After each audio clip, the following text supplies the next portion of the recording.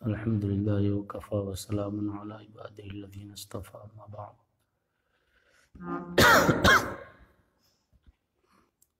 درود شریف پڑھ لو۔ اللہم صلی علی سیدنا و شفیعنا مولانا محمد وبارک وسلم والصلاۃ والسلام علیہ۔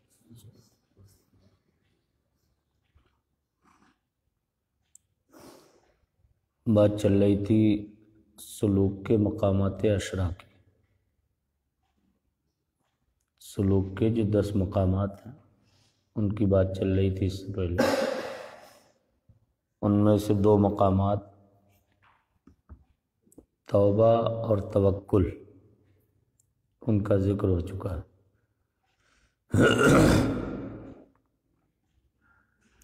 توبہ اور توکل کا ذکر ہو چکا ہے۔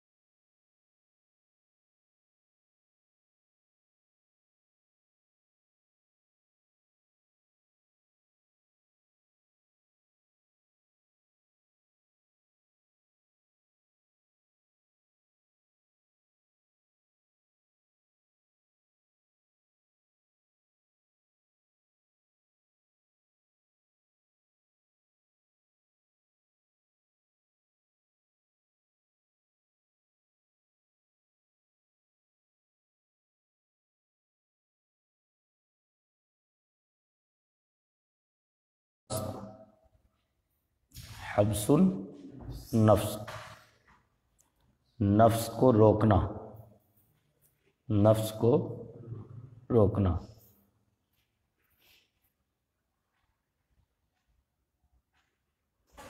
یہ صبر کی لغوی تعریف ہوئی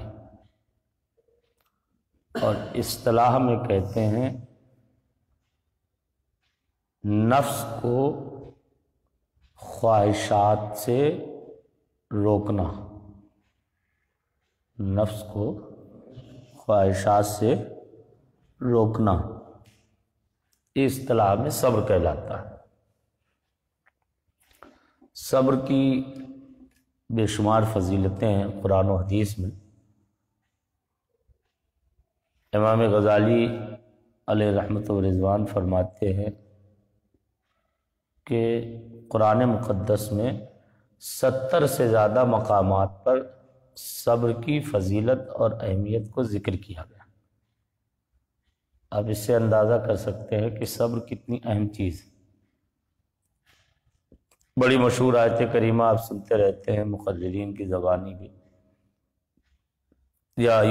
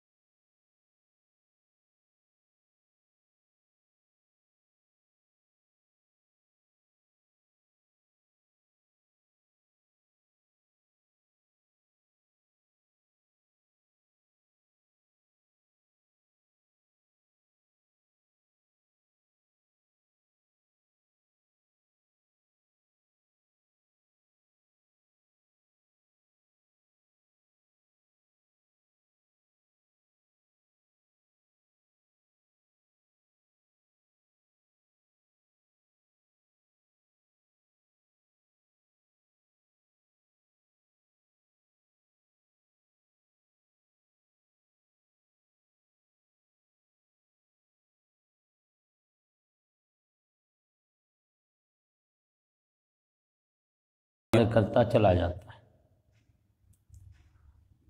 سلسلے نقشبندیہ کے فضائل میں ذکر کیا گیا کہ اس سلسلے کی فضیلت کا ایک سبب یہ بھی ہے کہ اس سلسلے میں مراقبہ معیت، ویسے تو ہر سلسلے میں کسی نہ کسی انداز میں ہے، لیکن اس میں خصوصیت کے ساتھ مراقبہ معیت کی دولت حاصل ہوتی ہے، اور یہ وہ دولت ہے جو سیدنا صدیق اکبر رضی اللہ تعالیٰ عنہ نے غار ثور میں سرکار دو عالم صلی اللہ تعالیٰ علیہ وسلم کی صحبت میں حاصل فرمائی۔ بزرگوں نے، صوفیہ نے باقاعدہ ذکر کیا ہے کہ حضرت صدیق اکبر رضی اللہ تعالیٰ عنہ غار ثور میں جو 3 دن تک رہے، ہجرت کے موقع پر، تو اس موقع پر 3 دن تک وہ مراقبہ معیت سرکار دو عالم صلی اللہ علیہ وسلم نے انہیں تلقین فرمایا، اور وہ اسی مراقبے میں منہمک اور مشغول رہے۔ اسی لیے ذکر کیا گیا بعض روایتوں میں کہ حضرت صدیق اکبر رضی اللہ تعالیٰ عنہ کو چونکہ انوار و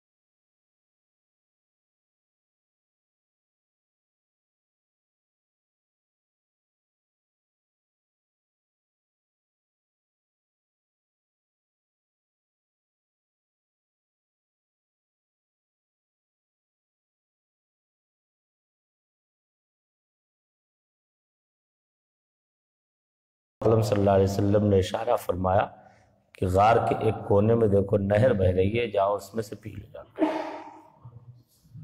صوفیہ فرماتے ہیں کہ وہ نہر باطنی نہر تھی، اور پیاس بھی انہیں جو ہے وہ باطنی پیاس لگی ہوئی تھی، اس لیے انہیں دریائے نور سے سیراب کیا گیا۔ بات سمجھ رہے ہیں؟ تو یہ معیت وہ معیت ہے جو صدیق اکبر رضی اللہ تعالیٰ عنہ کے ذریعے اس سلسلے کے وابستگان کو اور متوسلین کو حاصل ہو گئی۔ اس سے آپ اندازہ کر سکتے ہیں کہ معیت کتنا بلند و بالا مقام ہے۔ اللہ رب العزت نے صبر کرنے والوں کو اسی معیت کی نوید اور خوشخبری سنائی۔ ان اللہ مع الصابرین، بے شک اللہ صبر کرنے والوں کے ساتھ۔ متعدد اس کے علاوہ بے شمار آیات کریمہ آپ پڑھیں گے۔ وَجَعَلْنَاهُمْ أَئِمَّةً يَهْدُونَ بِأَمْرِنَا لَمَّا صَبَرُوا، اللہ فرماتا ہے ہم نے انہیں رہنما بنایا، رہبر بنایا کہ وہ ہمارے حکم سے لوگوں کو ہدایت دیتے ہیں۔ لما صبروا، جب انہوں نے صبر کیا۔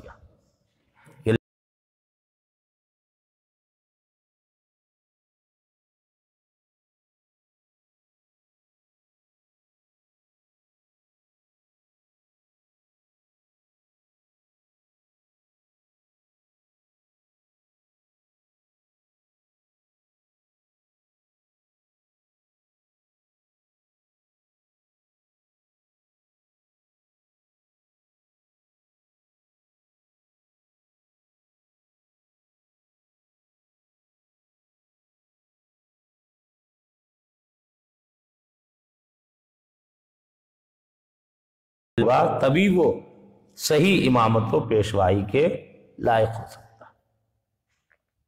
یہ بڑی لمبی بات، ایک بڑی اچھی بات ذہن میں آ گئی، لیکن اگر اس کی تشریح کی جائے تو آپ دیکھیں گے جو ہے وہ واقعی میں جو ہے امامت و پیشوائی کے لیے صبر کی بہت زیادہ ضرورت پڑتی ہے۔ صبر جو ہم اور آپ اپنی زبان میں بولتے ہیں، چاہے وہ صبر ہو یا اصطلاحی طور پر جو صبر کہتے ہیں، صبر کے اقسام دیکھیں گے آپ، چاہے وہ اقسام کے ساتھ میں ہو، بہرحال صبر ہر حال میں ضروری۔ امامت و پیشوائی کرنے والے کے لیے صبر اس لیے بھی ضروری ہے کہ اگر وہ صبر کی دولت سے مالا مال نہیں ہوگا تو کبھی بھی وہ دوسروں کی اذیت پہ اپنے نفس کو انتقام سے روک نہیں سکتا، اور نفس کو انتقام سے روکنا یہ بھی صبر، نفس کو انتقام سے روکنا یہ بھی صبر۔ ظاہر سی بات ہے امامت و پیشوائی کرنے والے کے لیے یہ ضروری ہے کہ وہ چشم پوشی سے کام لینے والا، ہر بات پر غصہ اور گرمی کرنے والا، جلال میں آنے والا انسان کبھی بھی صحیح امامت و پیشوائی نہیں کر سکتا۔ طرح طرح کے لوگ ہوتے ہیں، بھئی پیشوائی کا مطلب کیا ہے کہ آپ بھولے بھٹکے ہوئوں کو، گمراہ اور جو ہے وہ کم عقل لوگوں کو، جنہیں علم نہیں ہے، معرفت نہیں ہے، جن کے پاس میں کوئی ہنر نہیں ہے، کوئی سلیقہ نہیں، کوئی تہذیب نہیں، کوئی ان کے اندر خوبی اور کمال نہیں ہے، انہیں لے کے بکریوں کے ریوڑ کی طرح آپ ہانک کے جادہ مستقیم پر گامزن رکھیں، سیدھی راہ پر چلاتے رہیں۔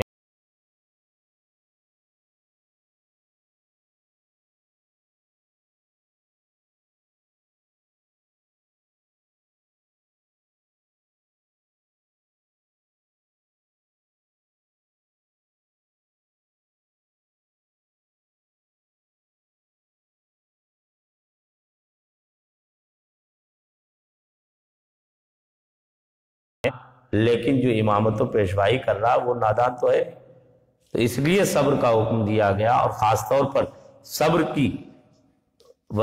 صبر بیان کیا گیا کہ جب انہوں نے صبر کیا تو اللہ نے انہیں امامت و پیشوائی سے مالا مال فرمایا۔ بات سمجھ میں آ رہی ہے؟ اس کے علاوہ اور دیکھیں گے متعدد آیات کریمہ جو ہے کتنی بیان کی جائے، وَصَابِرُوا وَرَابِطُوا لَعَلَّكُمْ تُفْلِحُونَ، اللہ فرماتا ہے صبر کرو اور ثابت قدم رہو تاکہ تم فلاح پاؤ، اللہ فرماتا ہے سورہ عصر میں نہیں، إِلَّا الَّذِينَ آمَنُوا وَعَمِلُوا الصَّالِحَاتِ وَتَوَاصَوْا بِالْحَقِّ وَتَوَاصَوْا بِالصَّبْرِ۔ دیکھ لیں آپ، حق کے ساتھ ساتھ صبر کی تلقین اور وصیت کرنے کا اور ایک دوسرے کو صبر کا حکم دینے کا اللہ رب العزت نے یہاں پر کیا انعام بیان فرمایا کہ سارے انسان گھاٹے میں ہیں سوائے ان لوگوں کے جو ایمان والے ہیں، عمل صالح رکھتے ہیں، حق اور صبر کی ایک دوسرے کو تلقین اور جو ہے ایک دوسرے کو ترغیب دیتے ہیں۔ سمجھ رہے ہیں؟ اور ایک چیز اور غور کرنے کی ہے اسی آیت کریمہ میں کہ اللہ نے صبر کو بعد میں بیان فرمایا، وَتَوَاصَوْا بِالْحَقِّ وَتَوَاصَوْا بِالصَّبْرِ، پہلے حق کا ذکر آیا پھر صبر کا ذکر آیا۔ آپ دیکھو، اسی لیے ہم بار بار کہتے ہیں آپ سے جو ہے آپ اس چیز کو اپنی اگر عادت بنا لیں قرآن مقدس کی آیات اور صورتوں میں غور کرنے کی۔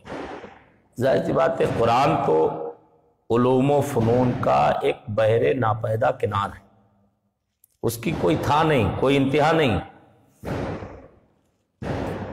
1450 سال 1500 سال سے تقریباً پوری امت اس میں غواصی کرتی آ رہی ہے، علوم و فنون کے بیش بہا اور قیمتی موتی امت نے اس میں سے نکالے ہیں، لیکن سب کا یہی کہنا ہے اور آج بھی ہر انسان تسلیم کرتا ہے کہ ابھی ہم نے قرآن کے علوم و فنون اور اس کے جواہرات اور لعل و گوہر میں سے چند کو بھی حاصل نہیں کر پایا،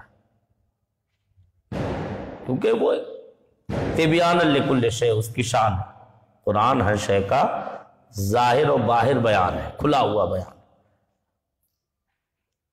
تو اس لیے جو ہے قرآن مقدس کی آیات میں آپ غور کیا کریں، اس طرح کی آیات خاص طور پر جو ہے آپ اس میں دیکھیں گے حضرت کتاب تصوف اور اس کے فوائد میں مقامات اشرابی ذکر کیے ہیں، اس میں الگ انداز سے ہیں تھوڑا سا، لیکن اس میں ایک خوبی ہے کہ حضور بحر العرفان علیہ رحمت و رضوان نے اس میں آیات کریمہ ترتیب کے ساتھ میں ذکر فرما دی۔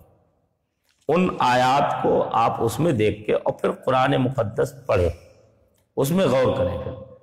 کنز الایمان اٹھا لیں، کنز الایمان میں دیکھیں، یا دیگر تفسیریں آپ جو ہے جو لوگ علماء ہیں جو تفسیریں دیکھ سکتے ہیں، تفسیر کی کتابیں دیکھ کے اس میں غور و فکر کریں۔ وقت ہم اور آپ جتنا چاہیں دنیا کے لیے اتنا زیادہ خرچ کر سکتے ہیں، خرچ ہو ہی رہا سب کا، لیکن اگر چاہیں تو اس طرح ہم اپنی علمی لیاقت کو بہت بڑھا سکتے ہیں۔ اور کوئی بہت کٹھن چیز نہیں، آج کل سب اردو میں نری چیزیں آ رہی ہیں، ترجمے آ رہے ہیں اردو میں، تفسیریں اردو میں آ رہی ہیں، بس کیا ہے کہ ایک ہم پڑھتے سرسری طور پہ کہ جلدی جلدی پڑھتے ہوئے چلے گئے، اس سے کچھ خاص فائدہ نہیں حاصل ہوتا۔ فائدہ صحیح حاصل جب ہوتا ہے کہ جب آدمی ایک ایک لفظ پہ غور کرتا ہے، سمجھ رہے ہیں آپ؟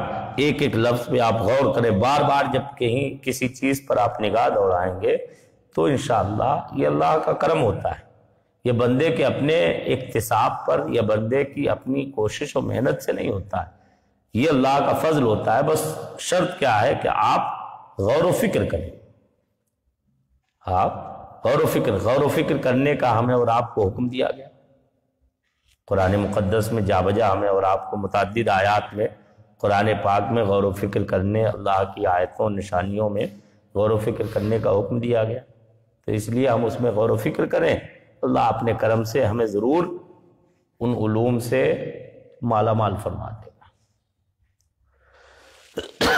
بہرحال تو یہ صبر کے یہ تو فضائل ہو گئے قرآن مقدس۔ احادیث کریمہ آپ پڑھیں گے تو مشکوٰۃ شریف کی حدیث ہے، نبی کریم صلی اللہ علیہ وسلم فرماتے ہیں قیامت کے دن جب بندے کو دنیا کی مصیبتوں پر انعام و اکرام سے نوازا جائے گا تو بندے کی یہ تمنا ہوگی کہ کاش کہ ہمیں دنیا کی زندگی میں کوئی نعمت ملی ہی نہ ہوتی، اتنی نوازشات ہوں گی۔ ایک دوسری جگہ حدیث شریف میں آیا، سرکار دو عالم صلی اللہ علیہ وسلم فرماتے ہیں بندہ مومن کو اگر کوئی کانٹا بھی چبھتا ہے تو اس کے بدلے میں اس کے گناہ معاف ہوتے ہیں یا درجے بلند ہوتے ہیں۔ ایک دوسری جگہ آیا، سرکار دو عالم صلی اللہ علیہ وسلم کے پاس حضرت سیدنا عبداللہ ابن مسعود رضی اللہ عنہ حاضر ہوئے، دیکھا کہ نبی کریم صلی اللہ علیہ وسلم کا جسم تھا بالکل آگ کی طرح تپ رہا ہے بخار کی وجہ سے۔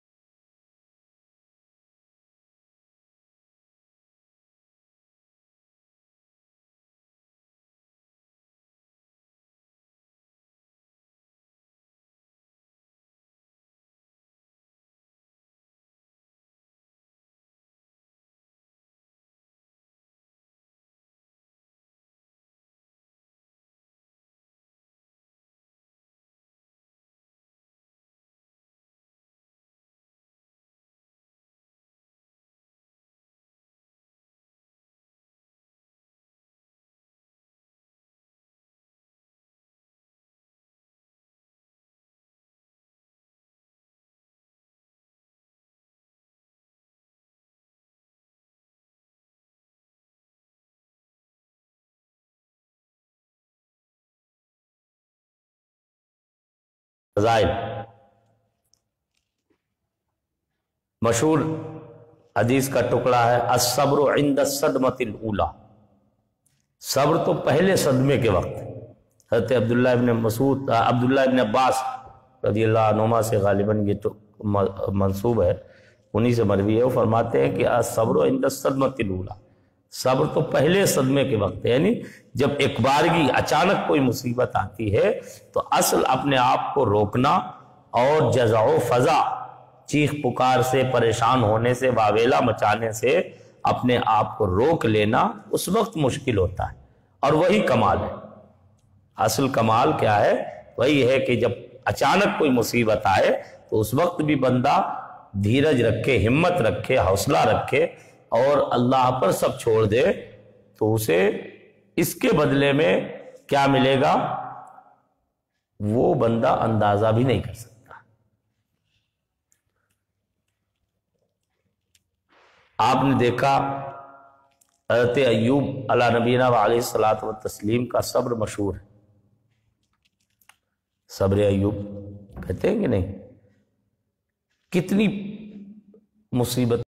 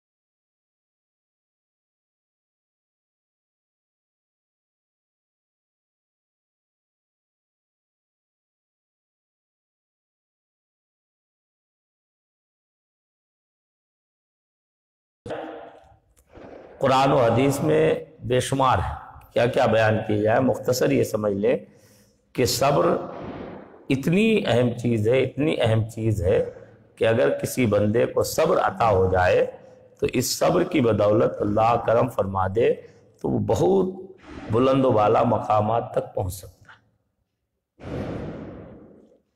حضرت سیدنا امام ربانی مجدد الفسانی رضی اللہ تعالیٰ عنہ کے مرید و خلیفہ تھے شیخ بدیع الدین سہارنپوری۔ ایک علاقے میں سرکار امام ربانی نے انہیں تبلیغ کے لیے بھیجا، رشد و ہدایت کے لیے۔ وہ گئے وہاں اس علاقے میں جو ہے تھوڑے دنوں رہے، کافی خلق کا رجوع بھی ہوا، لیکن جب کسی کی طرف خلق کا رجوع ہوتا ہے تو آپ جانتے ہیں جو شریر طبیعت کے لوگ ہوتے ہیں وہ مخالف بھی ہو جاتے ہیں، اور یہ اللہ والوں کے ساتھ ہوتا ہی کہ جو کم نصیب کہہ لیجئے یا شریر طبیعت کے لوگ ہوتے ہیں وہ اللہ والوں کی ترقی سے، ان کے جو ہے لوگوں کے دلوں میں ان کی محبت کی وجہ سے وہ حسد کرنے لگتے ہیں۔ تو کئی لوگوں کو جو ہے آپ سے حسد ہو گیا، جلن ہو گئی، تو وہ آپ کو طرح طرح کی اذیتیں دینے لگے، نہیں ذہنی طور پر کوئی ٹارچر کرنا ہے، کبھی آپ کے خلاف کوئی پروپیگنڈا کر دیا، کبھی کوئی بات اٹھا دی، کبھی کوئی بات برا بھلا کہنا ہر وقت جو ہے۔ تو آپ نے ایک مکتوب لکھا حضرت امام ربانی رضی اللہ عنہ کی بارگاہ میں اور عرض کیا حضور لوگوں کی اذیتیں بہت جو ہے بڑھ گئی ہیں اور بڑی میں پریشانی میں مبتلا ہوں، بہت اذیتیں ہو رہی ہیں۔ تو آپ نے فرمایا کہ جو ہے تم نے ان اذیت، اور انہوں نے ہاں یہ بھی عرض کیا کہ حضور اس سے دل جمعی بھی ختم ہوتی ہے، اس سے ذکر مراقبے وغیرہ میں دل جمعی بھی ختم ہو رہی ہے اور کیفیتیں تھوڑی سی عجیب سی ہو رہی ہیں کہ لوگوں کی ہر وقت کی جو ہے پریشان کن باتیں سننے کو ملتی ہیں، تکلیف دہ باتیں، جس سے قلب میں تکلیف ہوتی ہے تو ظاہر سی بات ہے دل متوجہ ہوگا، تکلیف میں ہوگا تو ذہن و دماغ بھی اس سے متاثر ہوتے ہیں، تو ذکر و مراقبے کی طرف اور احوال و قوائف جو پہلے تھے ان کی طرف وہ توجہات نہیں رہ پاتی۔ تو مجدد الفسانی رضی اللہ عنہ نے بڑی لمبی چوڑی تقریر فرمائی، اس کا خلاصہ یہ انہوں نے فرمایا کہ تم جو ہے لوگوں کی چھوٹی سی اذیتوں پہ گھبرا گئے، ذرا سی پریشانیوں پہ گھبرا گئے، تم ہمت توڑ بیٹھے، اور تمہاری دل جمعی کیسے ختم ہو گئی؟ یہ تو اور دل جمعی کا باعث ہونا چاہیے، فرمایا یہ تو اور احوال کے حصول کا ذریعہ ہونا چاہیے کہ تم یہ نہ دیکھتے کہ ہمیں کون تکلیف دے رہا ہے، بلکہ یہ دیکھتے کہ تکلیف میں ہمارے نفس کو اذیت پہنچ رہی، اور نفس کو جس میں اذیت پہنچتی ہے خالق جل وعلا کی رضا اس سے حاصل ہوتی ہے، تو تمہیں اس سے خوش ہونا چاہیے۔ اور بڑی پیاری ایک بڑا پیارا نقطہ فرمایا، بیان فرمایا، انہوں نے فرمایا کہ اللہ رب العزت کی طرف سے انعام اور ایلام، یہ دونوں لفظ یاد رکھنا، تم لوگ ہم وضاحت کر دیں گے، یہ الفاظ بھی یاد رکھا کرو، اس لیے ہم اور خاص طور پہ بولتے ہیں تاکہ یہ اصطلاحی الفاظ اور عربی زبان کے الفاظ جو بزرگوں کی زبان سے نکلے ان کے قلم سے یہ یاد رہے تو تمہیں بڑی بڑی تصوف کی کتابیں سمجھنے میں بہت آسانی ہوگی، ورنہ سمجھ نہیں پاؤ گے، بات سمجھ رہے ہو؟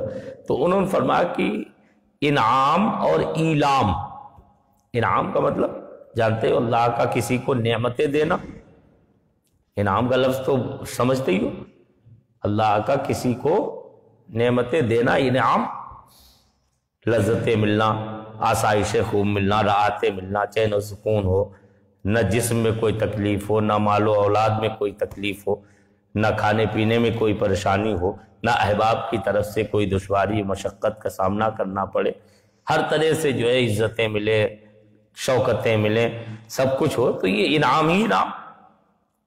اور ایلام تکلیف دینا، ایلام تکلیف دینا نہیں، مصیبتیں اس پر آئیں، پریشانیاں آئیں، فاقے پہ فاقے ہو رہے ہوں، جسم میں کوئی تکلیف ہو جائے، سمجھے، کوئی بیماری لاحق ہو جائے، کوئی پریشانی لاحق ہو جائے، بندوں کی طرف سے، خلق خدا کی طرف سے اذیت ناک باتیں پہنچتی ہوں، لوگ حسد کرتے ہوں، بغض رکھتے ہوں، اور اس حسد و بغض کی وجہ سے اس کی برائیاں کرتے پھرتے ہوں، اسے برا بھلا کہتے پھرتے ہوں، اس کے خلاف سازشیں کرتے ہوں، اس کے احباب کو اور اعزاء کو اور جو رشتہ داروں کو تکلیفیں دیتے ہوں وغیرہ وغیرہ، اس ساری چیزیں کیا ایلام، تکلیفیں دینا، تو یہ بظاہر تو مخلوق کی طرف سے ہے، لیکن در حقیقت تو اللہ کی مرضی کے خلاف تو کچھ ہو نہیں سکتا۔ مجدد صاحب نے فرمایا کہ انعام میں بندے کے نفس کو ایک گنا سرور اور حظ حاصل ہوتا ہے، حصہ حاصل ہوتا ہے۔ فرماتے ہیں انعام میں بندے کی اپنی بھی کچھ نہ کچھ، اپنا بھی کچھ نہ کچھ فائدہ، آسان لفظوں میں سمجھ لیں، اپنا بھی کچھ نہ کچھ فائدہ شامل ہوتا ہے۔ اگرچہ انعام بھی اللہ ہی کی طرف سے ہوتا ہے، لیکن بندے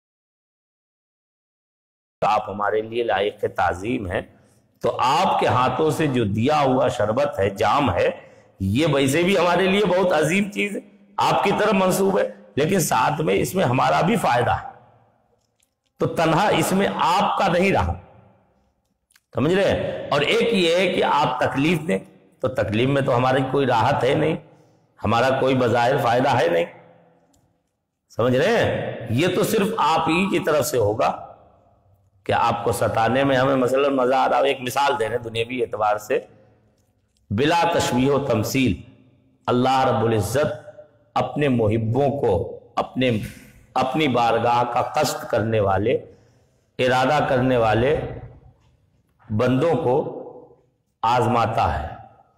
اس آزمائش میں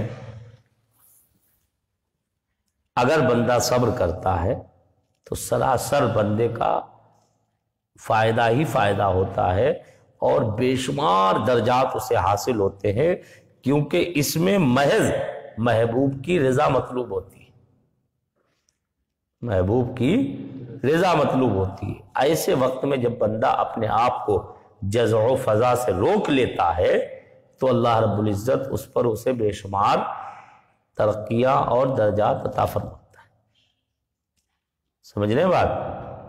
تو اس لیے جو ہے وہ بندے کو اپنے آپ کو صبر پر ہمیشہ تیار کرنے کی کوشش کرنا چاہیے۔ ہم عرض کر رہے تھے کہ قرآن و احادیث میں بے شمار اس کے فضائل آئے، اب مختصر انداز میں ہم جو ہے وہ صبر کے اقسام ذکر کر دیں، اس کے بعد انشاءاللہ آئندہ جو ہے کچھ اور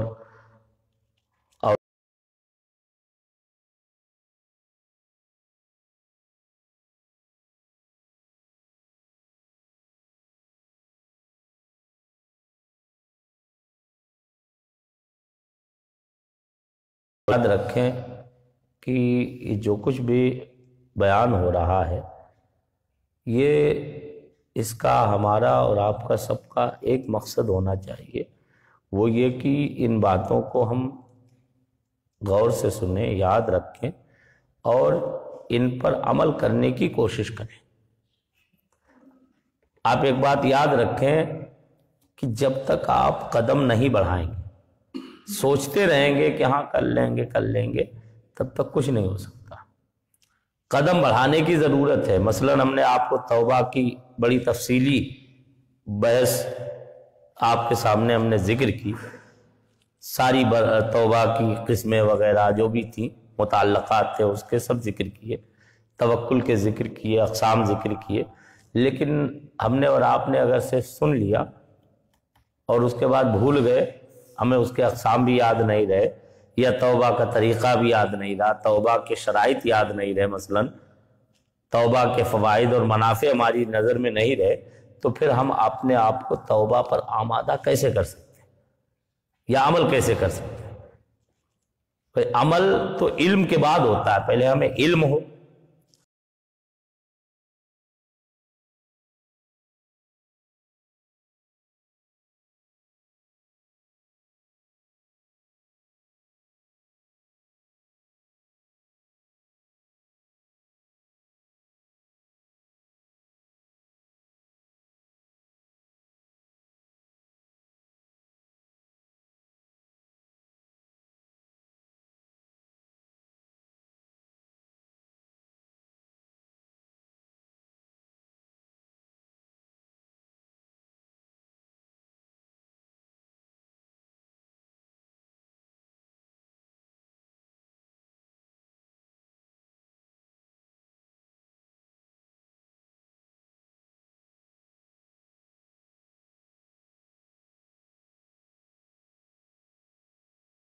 شکر سے جو ہے وہ کچھ حاصل ہو گیا، تھوڑا بہت جو کچھ جو ہے جو ذہن میں آتا ہے، اور کبھی ان کی برکت سے نئی باتیں بھی ذہن میں آ جاتی ہیں، تو وہ باتیں ہم اپنے بہت سی باتیں تجربے سے بھی بیان کر رہے ہیں۔ آپ میں سے زیادہ تر کو اتنی صحبت نہیں ملی حضرت کی جتنی اللہ کے شکر سے ہم لوگوں کو ملی، تو اس لیے یہ ساری چیزیں اور بہت باریک باتیں، کچھ ایسی باتیں جنہیں آپ اپنے آپ اچھی طرح سے نہیں سمجھ سکتے ہیں، ہم ان باتوں کو ذکر کرنے کی کوشش کرتے ہیں۔ اب بڑے لوگوں پر دھیان نہ دیں کہ بڑے لوگوں کو اس کی کوئی حاجت نہیں ہے، لیکن جو چھوٹے لوگ ہیں انہیں جو ہے اس بات پر اپنے آپ کو ہمیشہ آمادہ رکھنا چاہیے کہ ہم کچھ سیکھیں اور اس پر عمل کریں۔ بات سمجھ رہے ہیں؟ تو اس لیے جو ہے وہ پہلے والی جو گفتگو ہے، اب آسانی یہ ہے کہ یہ لائیو چلتا ہے پروگرام، آپ چاہیں تو جو ہے اپنے سب موبائل چلاتے رہتے ہیں، زیادہ تر لوگ فیس بک پہ جو ہے وہ فروغ تصوف کے پیج پر آپ اسے دوبارہ سن سکتے ہیں، تو آسانی سے یاد ہو جائے گا۔ پہلے تو لکھنے کا تھا، اس کا اس کا مسئلہ تھا کہ بھائی کبھی نہیں لکھ پائے یا کبھی نہیں رہ پائے، اب تو یہ معاملہ بھی نہیں، یہ عذر بھی نہیں رہا، اب تو نہیں۔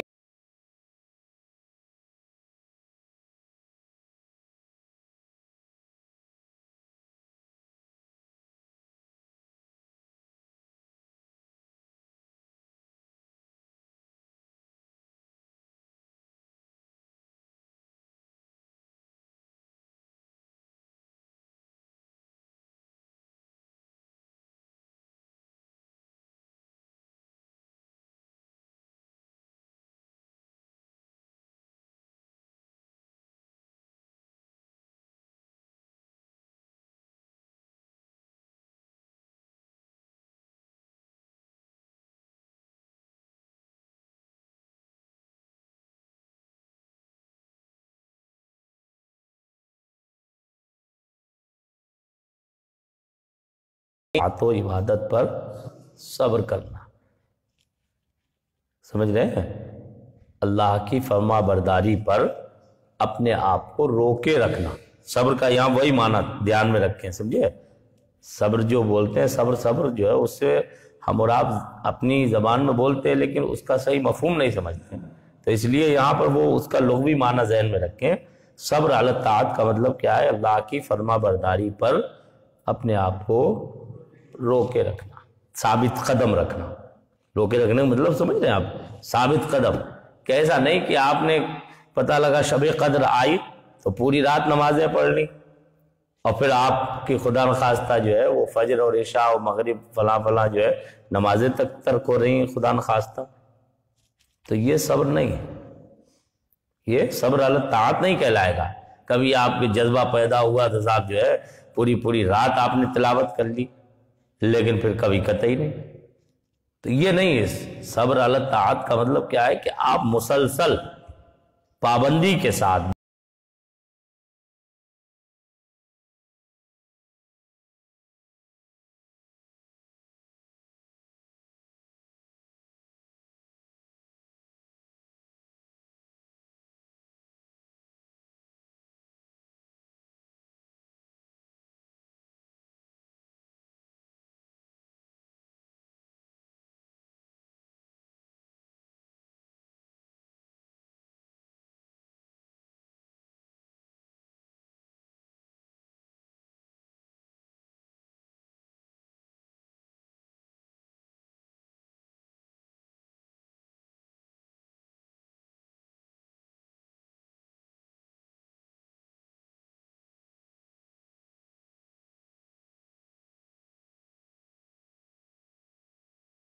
موقع ہمارے سلسلے میں آپ جانتے ہیں کہ اتباع سنت کی کتنی زیادہ تاکیدات ہیں۔ مستحب کی اہمیت کا اندازہ سرکار امام ربانی مجدد الفسانی رضی اللہ تعالیٰ عنہ کے اس قول سے آپ لگا سکتے ہیں۔ وہ فرماتے ہیں لوگ مستحب کو کیا جانے، مستحب وہ ہے جو اللہ رب العزت کو پسند ہے، فرماتے ہیں، اور اللہ رب العزت کی پسند پر اگر دونوں جہان کو قربان کر دیا جائے تب بھی کم۔ سمجھ رہے ہیں آپ؟ یہ جب مستحب کا درجہ یہ ہے تو پھر سنن کا درجہ کیا ہوگا؟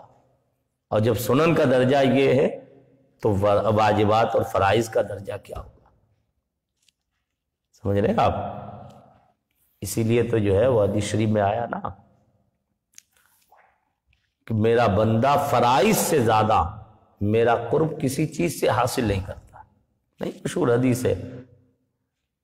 اس کے بعد میں لا یزال عبدی یتقرب الی بالنوافل، میرا بندہ برابر نوافل کے ذریعے میرے قریب ہوتا رہتا ہے، قرب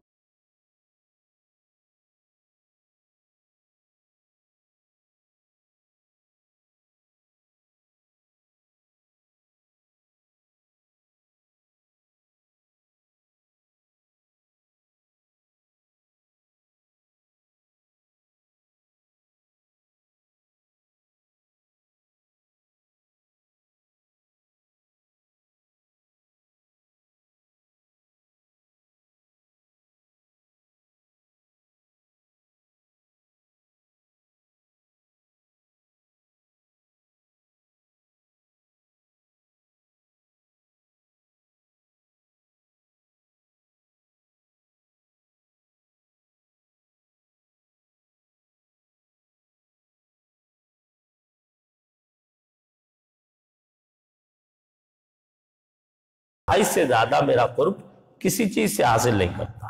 سب سے پہلے الفاظ یہ، آپ اس سے جو ہے وہ فرائض کی برکت اور اہمیت کا اندازہ کر سکتے ہیں۔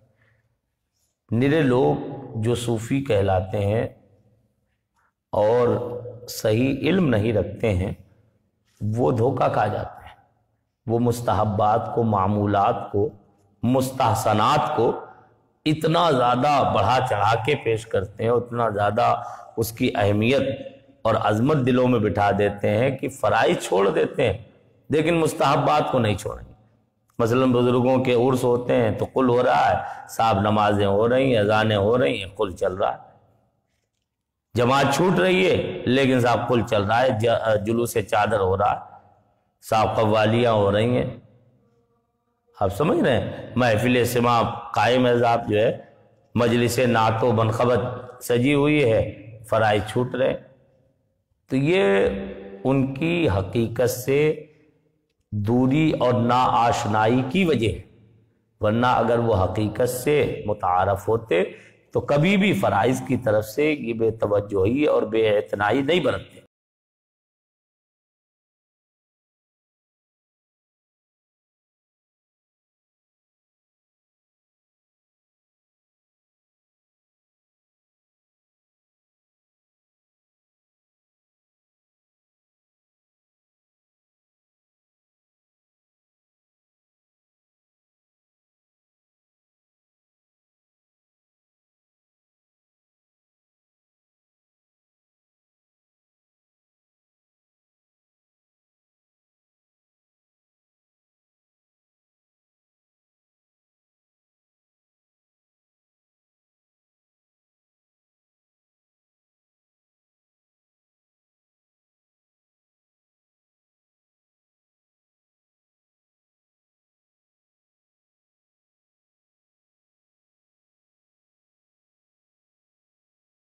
نوافل پر عمل کبھی بھی ہمیں درجات نہیں عطا کر سکتا، کبھی قرب اور روحانیت اس سے نہیں مل سکتی۔ بات سمجھ رہے ہیں؟ تو اس لیے صبر علی الطاعت، یہ بڑا لمبا چوڑا مفہوم ہے اس کا، جو ہے کہ طاعت پر جمے رہنا، کاربند رہنا، پابندی کے ساتھ میں اطاعت الہی بجا لانا، یہ بڑا مشکل ہوتا ہے، پابندی کے ساتھ کوئی کام کرنا، اور پابندی میں ہی مزہ ہے، صحیح فائدہ اور نفع دوام میں ہی حاصل ہوتا ہے۔ سیدہ ام المومنین عائشہ صدیقہ رضی اللہ تعالیٰ عنہ فرماتی ہیں نبی کریم صلی اللہ علیہ وسلم اس عمل کو پسند فرماتے تھے کہ جو کم ہو لیکن بالدوام، ہمیشہ ہو، برابر لگاتار ہو۔ آپ روزانہ اگر 50 آیتوں کی بھی مثلاً عادت بنا لیں پڑھنے کی، تلاوت کرنے کی، لیکن روزانہ پڑھیں تو آپ دیکھیں گے کہ آپ کو دھیرے دھیرے قرآن مقدس سے ایک مناسبت سی پیدا ہونے لگے گی، اور آپ کو ان آیات، اتنی ہی آیات پڑھنے پر وہ کیفیتیں حاصل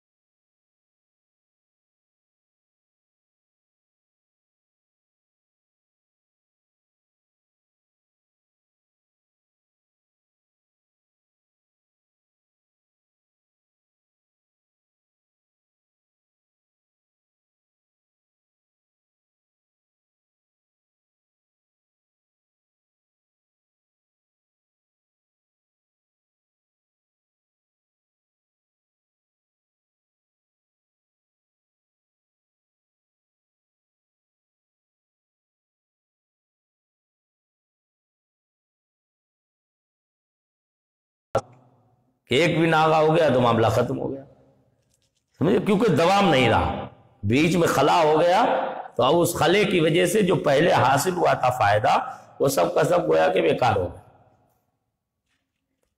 سمجھ رہے بات؟ تو اس لیے جو ہے وہ طاعت پر اپنے آپ کو روکے رکھنا، یعنی لگاتار مسلسل ہمیشہ اطاعت خداوندی میں اپنے آپ کو مصروف رکھنا، یہ بھی صبر کی ایک قسم، صبر کی ایک قسم ہے۔ وقت زیادہ ہو گیا، بات لمبی ہو گئی، ہم چاہ رہے تھے کہ وہ سارے اقسام ذکر ہو جائیں، لیکن پھر انشاءاللہ جو ہے آئندہ ہفتے جو ہے اس کے اور اقسام بھی ہم آپ کے سامنے ذکر کریں گے۔ اللہ تعالیٰ قبول فرمائے۔ اللہم ربنا آتنا فی الدنیا حسنۃ وفی الآخرۃ حسنۃ وقنا عذاب النار۔ یا اللہ یا رحمان یا رحیم، پیارے حبیب صلی اللہ علیہ وآلہ وسلم کی طفیل ہماری اس محفل درس تصوف کو قبول فرما۔ یا اللہ ہمیں تعلیم و تعلم کا ذوق و شوق عطا فرما، صحیح لیاقتیں اور صلاحیتیں عطا فرما۔ مولا کریم علوم نافعہ کی ہمیں تحصیل کا شوق اور ذوق عطا فرما، علوم نافعہ کی حفاظت کی توفیق عطا فرما۔ یا اللہ ہمیں اخلاص کی دولت سے مالا مال فرما، ہر ریا و سمعہ سے، ہر حب جاہ و مدح سے ہمیں نجات عطا فرما۔ خصوصیت کے ساتھ مولا کریم مجھ گناہگار کی زبان میں اثر پیدا فرما، مجھے صحیح تعلیم و تدریس کی توفیق اور سلیقہ عطا فرما، طریق الہام فرما۔ علوم نافعہ حضور بحر العرفان علیہ رحمت و رضوان کے صدقے میں مجھ پر فائز و وارد فرما۔ مولا کریم ہمیں سب کو اپنے حبیب صلی اللہ علیہ وآلہ وسلم کی اتباع کامل کی توفیق عطا فرما۔ محض اپنے فضل و کرم سے ہمیں مقامات سلوک سب کے سب طے کرنے کی توفیق عطا فرما۔ وصلی اللہ تعالی وسلم وبارک علی خیر خلقہ سیدنا محمد وآلہ واصحابہ وازواجہ اجمعین برحمتک یا ارحم الراحمین۔